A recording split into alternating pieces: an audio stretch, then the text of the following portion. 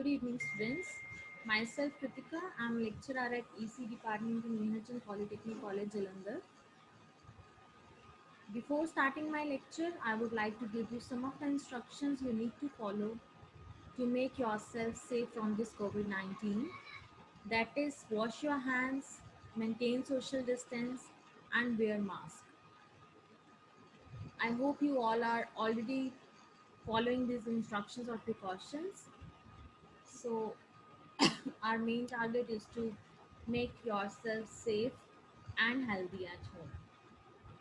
Now coming towards my lecture, हम sorry audio video system के बारे में बात कर रहे हैं. ऑडियो वीडियो सिस्टम सब्जेक्ट के बारे में बात कर रहे थे और लास्ट लेक्चर में हमने स्कैनिंग के बारे में पढ़ा था. प्रोग्रेसिव स्कैनिंग क्या होती है और इंटरलेस स्कैनिंग क्या होती है.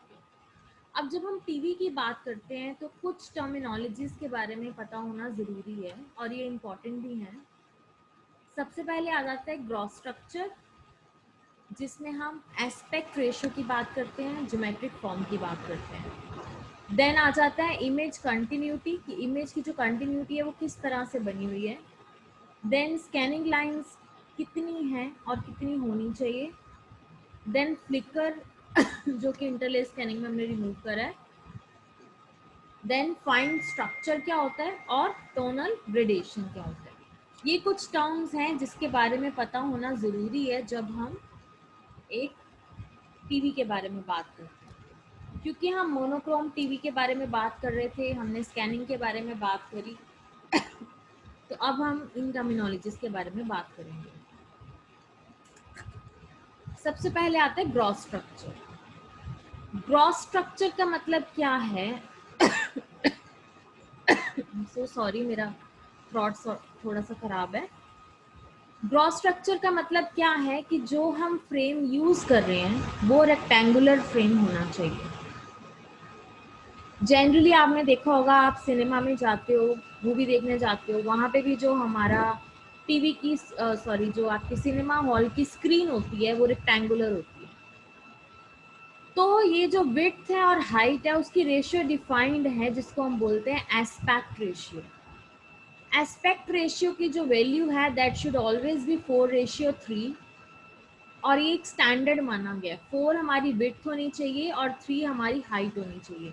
आपने देखा जब भी हम स्क्रीन की बात करते हैं, या लैपटॉप स्क्रीन्स को देखो आप, या इवन टीवी को देखो, या सिनेमा हॉल में जो स्क्रीन्स लगी होती है उनको देखो, वो सबकी जो विड्थ है वो ज़्यादा होती है और हाइट कम होती है. तो ये एक स्टैंडर्ड बनाया गया है कि हमारी जो विड्थ है दैट शुड ऑलवेज बी 4 और हाइट शुड ऑलवेज बी 3.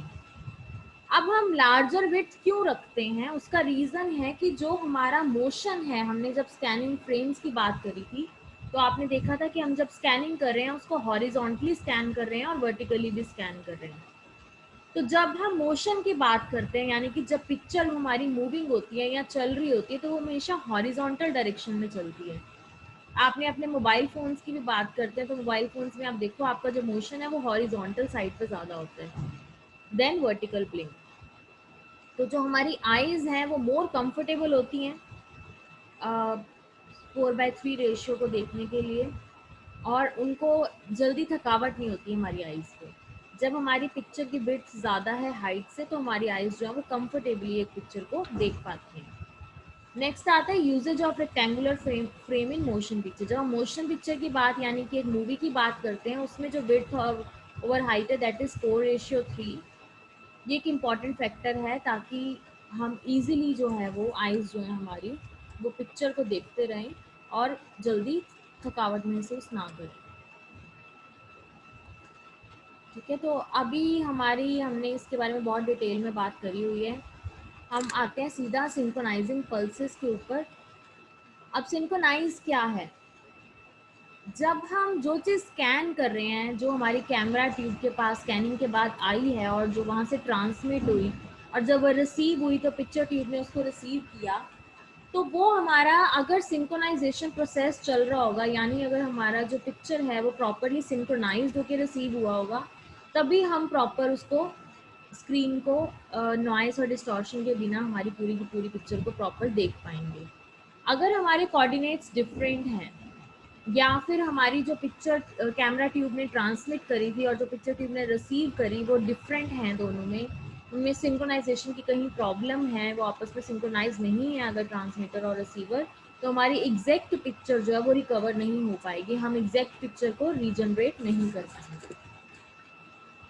तो सिंक्रोनाइजेशन एक इम्पॉर्टेंट फैक्टर है। अब हमारा एक क्वेश्चन भी आता है, what is the need of synchronised and blanking pulse.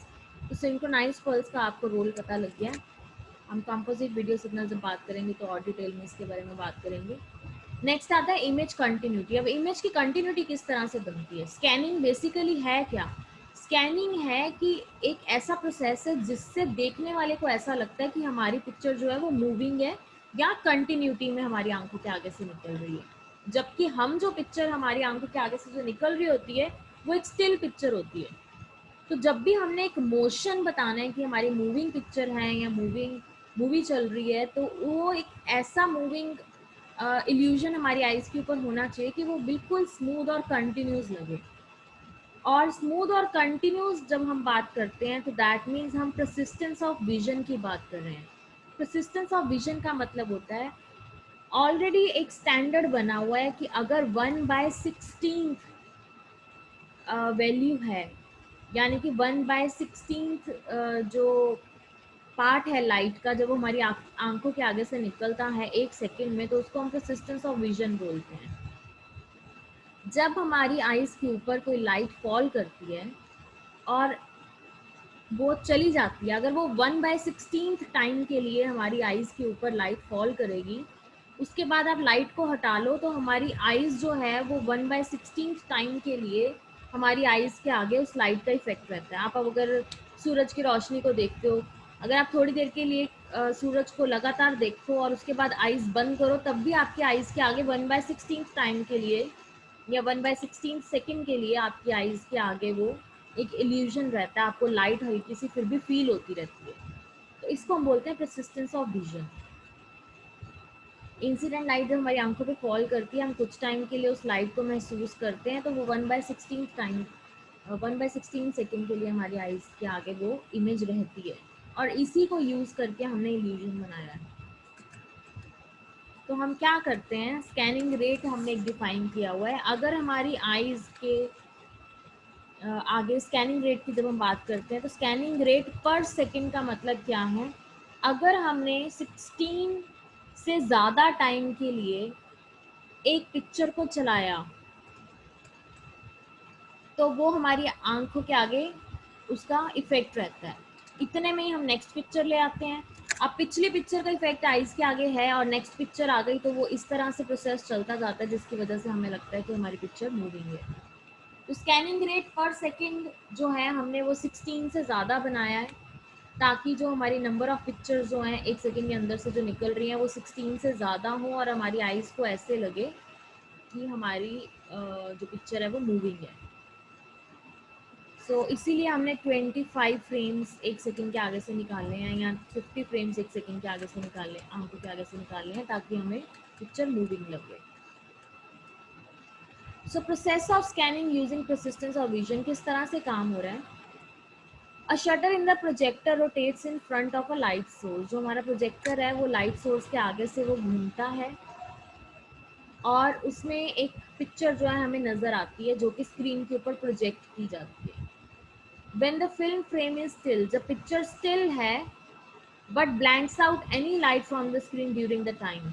अब पिक्चर स्टिल है, जब नेक्स्ट एक फ्रेम आ गया हमारी आईज के आगे से आगे और वो पिक्चर स्टिल पिक्चर है, अब जब नेक्स्ट फ्रेम आना है तो वो कुछ सेकंड, कुछ मिली सेकंड के लिए एक फ्रेम जब हमारी आंखों के आगे से हटा और दूसरा फ्रेम आया, उसको हम बोलते हैं ब्लैंक आउट टाइम। अब वो ब्लैंक आउट टाइम जो है वो हमारी आंखों के आगे से हमें नज़र नहीं आना चाहिए कि हमारा एक फ्रेम के बाद दूसरा फ्रेम आ रहा है। तो इसलिए हमने परसिस्टेंस ऑफ विजन की बात करी थी कि जब हम एक फ्रेम देख रहे हैं तो हमारी आंखों के ऊपर लाइट फॉल कर रही है। अब वो लाइट जो है वो 1/16 सेकेंड के लिए रहेगी, तो जैसे ही वो एक फ्रेम हटेगा उसकी लाइट हमारी आंखों के आगे रहती है, इतने में ही हम नेक्स्ट फ्रेम ले आते हैं, जिससे हमें ऐसा लगता है कि हमारा फ्रेम मूविंग है और हमें ऐसा फील नहीं होता कि एक के बाद दूसरा फ्रेम आया है। ठीक है, तो अब हमने हॉरिजॉन्टल स्कैनिंग, वर्टिकल स्कैनिंग की बात ऑलरेडी कर ली थी, तो मैं इसकी इतनी डिटेल में नहीं जाऊँगी। स्टिल मैं आपको ये पीपीटी जो है ये सेंड कर दूंगी। अब हम बात करते हैं नंबर ऑफ स्कैनिंग लाइंस की, या उससे पहले हम बात करते हैं कैल फैक्टर। कैल फैक्टर एक इम्पॉर्टेंट कंसेप्ट है। कैल फैक्टर क्या होता है? जो हमारे पिक्चर एलिमेंट हैं, ये देखो, ये जो हमारे पिक्चर एलिमेंट है, इस इमेज के ऊपर आप देखो, एक के बाद एक, dark then white then dark then white then dark then white. अब हमें देखने में ऐसा लग रहा है कि सबकी विड्थ सेम है, लेकिन ऐसा नहीं है। कई बारी किसी में डिस्टेंस कम है, किसी में डिस्टेंस ज़्यादा है। तो अगर हम कैल फैक्टर की बात करते हैं, the picture elements are not arranged as equally spaced segment. ज़रूरी नहीं है कि जो हमारे पिक्चर एलिमेंट है वो आपस में इक्वली स्पेस्ड हों, उनकी जो सेगमेंट के बीच में स्पेस है वो सेम हो, ये ज़रूरी नहीं है। तो उसमें रैंडम डिस्ट्रीब्यूशन भी हो सकती है, कहीं पे ब्लैक ज़्यादा है, कहीं ग्रे ज़्यादा है, कहीं वाइट ज़्यादा है, डिपेंड करता है पिक्चर के एलिमेंट्स या पिक्चर की डिटेल कैसी है।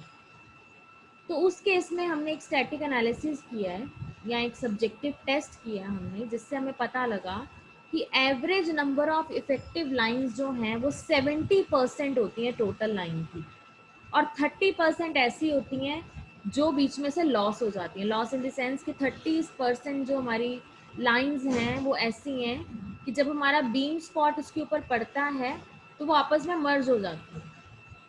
मतलब इक्वली स्पेस ना होने के कारण वो दो कंसेक्यूटिव लाइंस जो हैं वो आपस में मर्ज हो गई, जिसके कारण हमें पिक्चर एलिमेंट प्रॉपर नज़र नहीं आया। तो 70% ऐसा है जो प्रॉपरली सेपरेटेड लाइंस होती हैं, 30% बीच में से मर्ज होती हैं।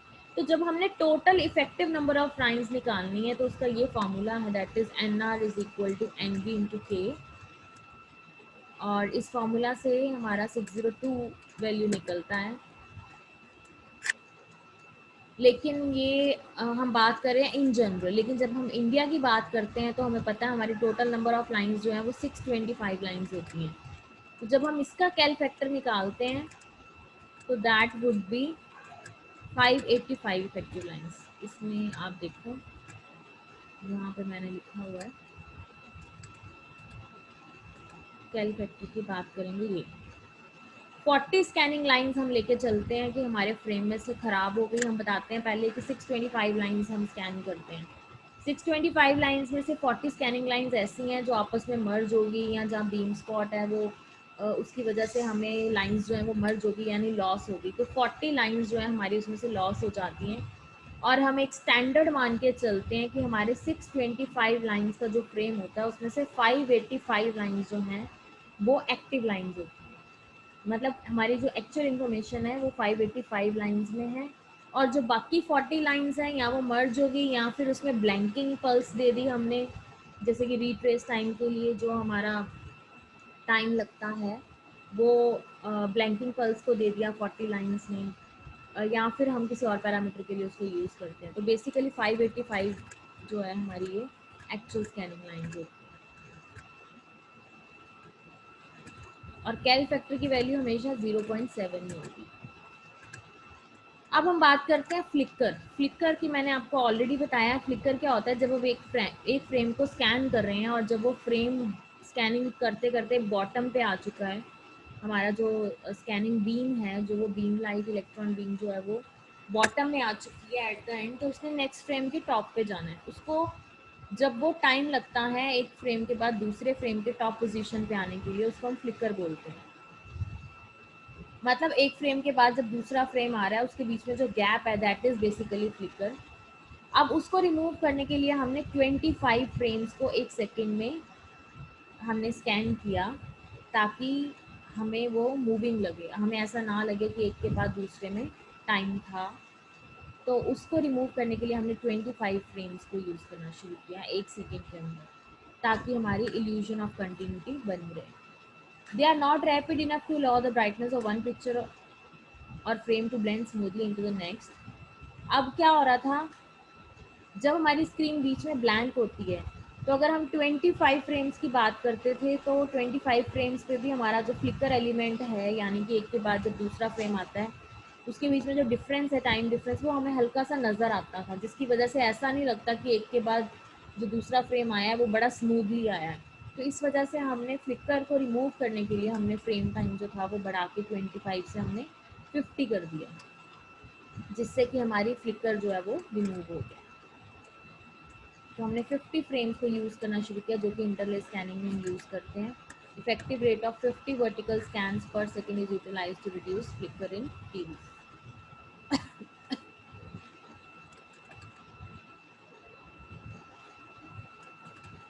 और ये इंटरलेस स्कैनिंग का कंसेप्ट हम ऑलरेडी पढ़ चुके हैं कि ऑड और इवन में हम उसको डिवाइड कर देते हैं। पहले ऑड फील्ड स्कैन होता है, फिर इवन फील्ड स्कैन होता है।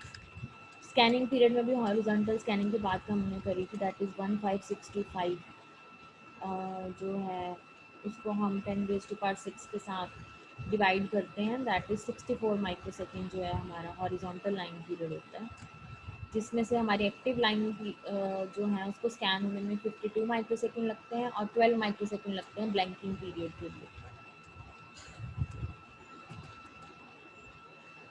मतलब ये रीट्रेस टाइम जो है इसके लिए हमें 12 माइक्रोसेकेंड लगते हैं। अगर हम वर्टिकल स्कैनिंग की बात करते हैं तो दैट इज़ 20 मिलीसेकेंड ड्यूरेशन होती है उसकी। Out of this period of 20 millisecond 18.720 millisecond जो है वो बीम को टाइम लगता है फ्रॉम टॉप से लेके बॉटम तक जाने में, और रिमेनिंग 1.28 मिलीसेकेंड उसको लगते हैं from back to the return back to the top, मतलब नीचे से ऊपर तक आने में। Next frame.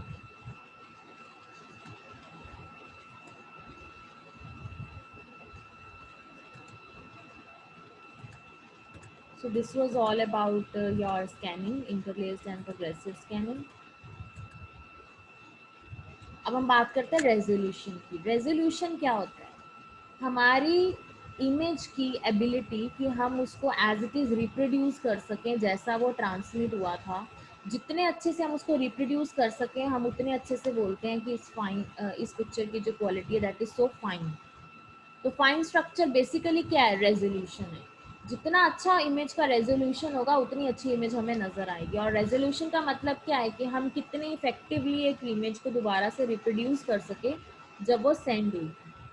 तो वर्टिकल रेजोल्यूशन और हॉरिजॉन्टल रेजोल्यूशन दो तरह के कंपोनेंट्स हैं। वर्टिकल रेजोल्यूशन में क्या होता है? The extent to which the scanning system is capable of resolving picture detail in vertical direction. Vertical direction में हमारी पिक्चर डिटेल जो हैं उसको जब हम रिजॉल्व कर लेते हैं या रिप्रोड्यूस कर लेते हैं उसको हम वर्टिकल रेजोल्यूशन बोलते हैं। जो हॉरिजॉन्टल वाली साइड पे पिक्चर की डिटेल्स होती हैं उसको जितनी इफेक्टिवली हम रिप्रोड्यूस कर लेते हैं उसको हम हॉरिजॉन्टल रेजोल्यूशन बोलते हैं। तो वर्टिकल रेजोल्यूशन में हमारे पास vertical resolution is a function of scanning lines into which the picture is divided into vertical plane. Vertical resolution में जो पिक्चर एलिमेंट है वो वर्टिकल प्लेन में डिवाइडेड होते हैं। और वर्टिकल रेजोल्यूशन में अगर हम बात करें तो 625 लाइंस हैं। तो वर्टिकल रेजोल्यूशन में हमारे पास B R is vertical resolution, N is active lines जो कि 585 है, और के इज़ कैल फैक्टर।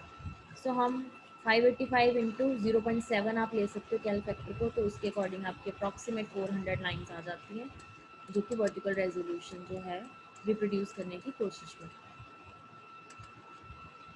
ये रेजोल्यूशन कंसेप्ट है चेस बोर्ड की तरह लग रहा है, कहीं ब्लैक एलिमेंट है, कहीं वाइट है, कहीं ब्लैक और कहीं वाइट है। ये मोनोक्रोम की बात कर रहे हैं।